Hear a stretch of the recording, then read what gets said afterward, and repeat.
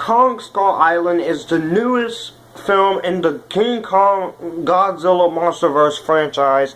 It is directed by Vogt-Roberts and it stars a cast of Tom Hiddleston, Samuel Jackson, Brie Larson, Jing, Toby, Kebbell, Joe Ortiz, Corey Hawkins, Jason Mitchell, Notary, Thomas Mann, Shea Whigham, and John C. Reilly.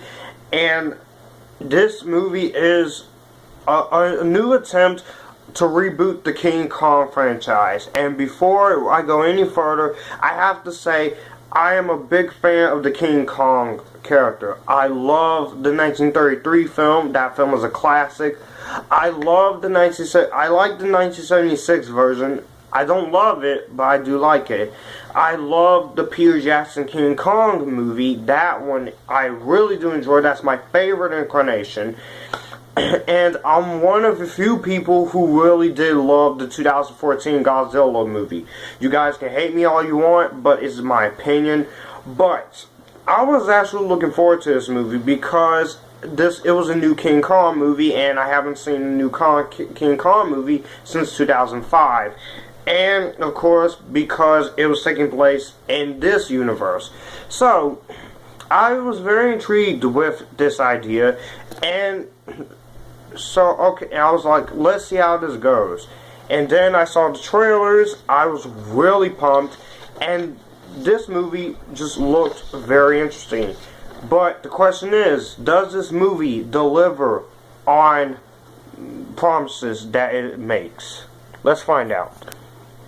The basic plot of this movie is, in 1973, a secretive organization known as Monarch finds an island that's shrouded in mystery and identified as the origin for the new species.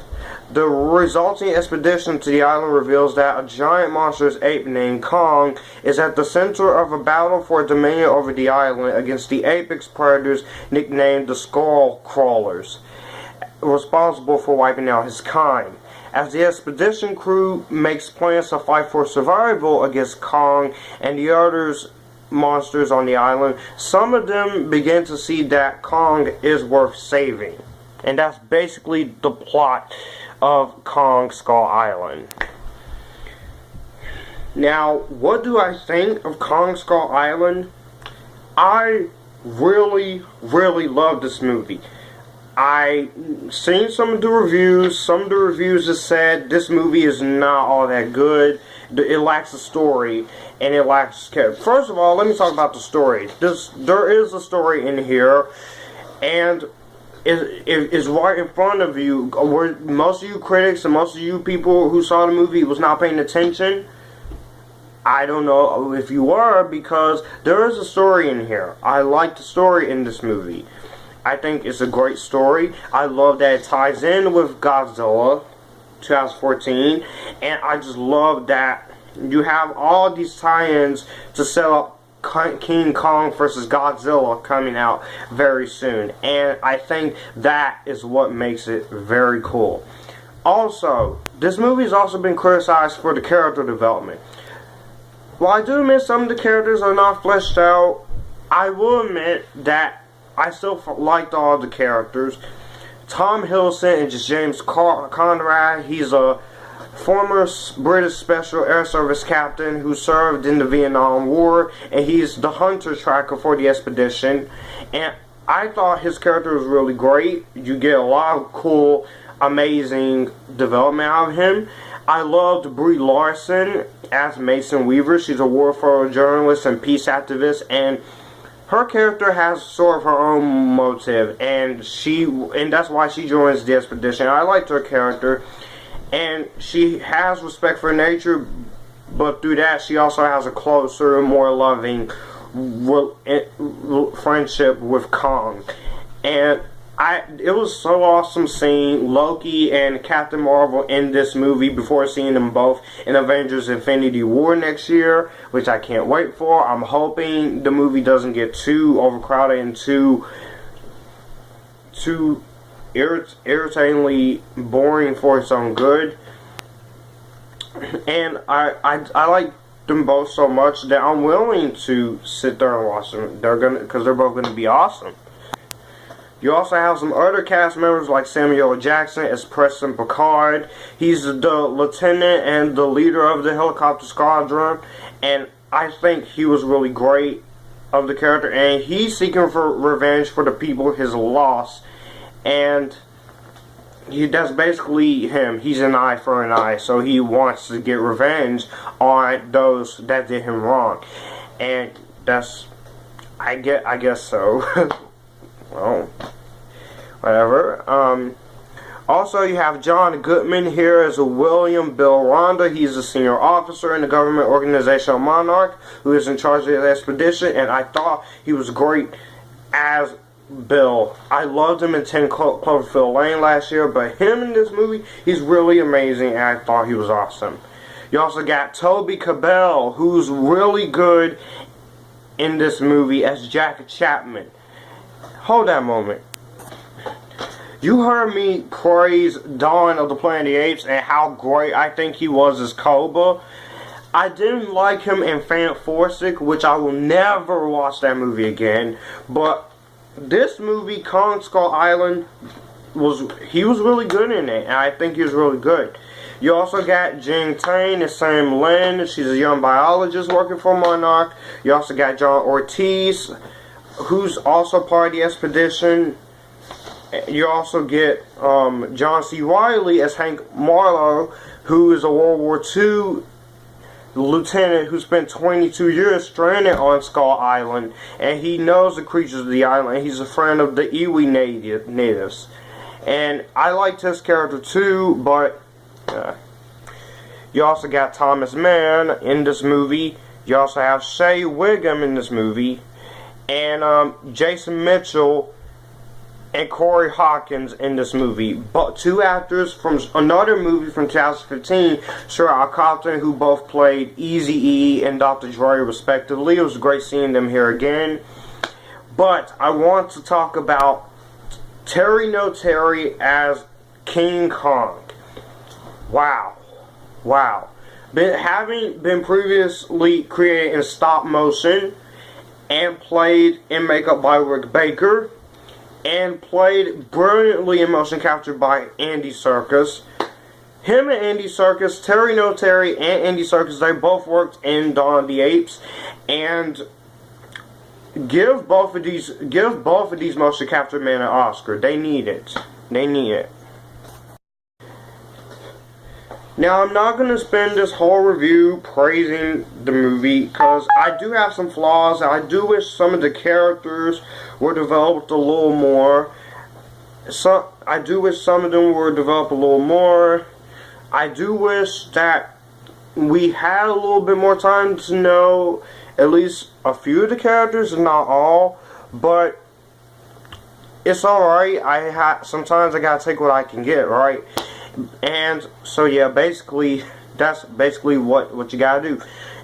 But I do love the creature design. The creatures look simply amazing. The two-armed pit lizard, the skull crawlers, just all of that is just amazing. And the way this movie looks and feels like a monster movie is really good. And I love the inspirations that he has on this movie. You have a lot of inspiration. Really cool. And just, I really do think that it's really fun to have a monster movie that is just pretty cool. And just, this is awesome. I'm very excited to see how it's going to play out with Godzilla vs. King Kong. The way the movie looks, I love the cinematography in here. Just the action, it feels like a movie that was made with the 1970s filmmaking. And the director has a lot of inspirations like Apocalypse Now and The Conversation. I had no issue with the influences. And I do think that the monster stuff is really cool. I also love the special effects. The effects on Kong look outstanding. And this movie is very fast paced. I do wish this movie was a little bit longer, but it's alright. It's not the worst movie ever. I could say. But also, it's very fun. You have a lot of cool moments in here that are so awesome. All the character stuff, it could have been a little better, but still good. I love the score by Henry Jackman. It's a really good score. It feels like something from the 1970s, and just, I really like that. And this film is entertaining and enjoyable.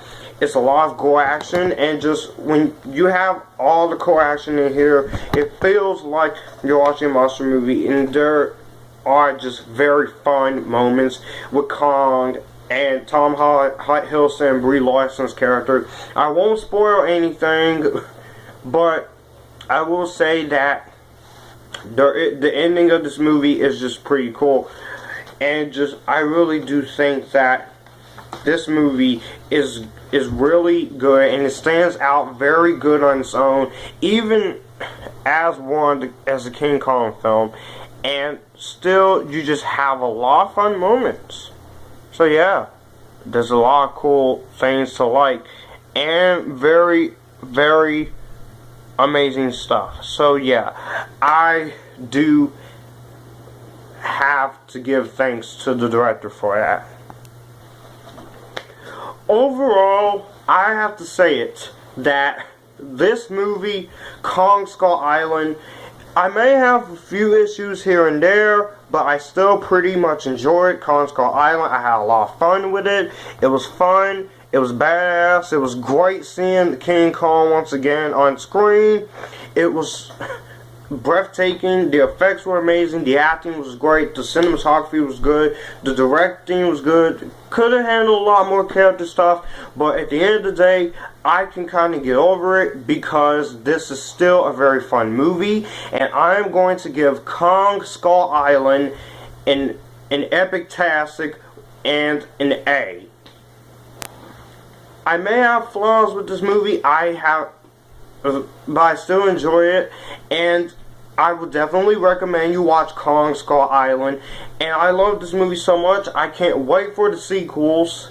I can't wait for the sequels to Godzilla, and I'm very excited to see Godzilla and King Kong on the big screen in 2020.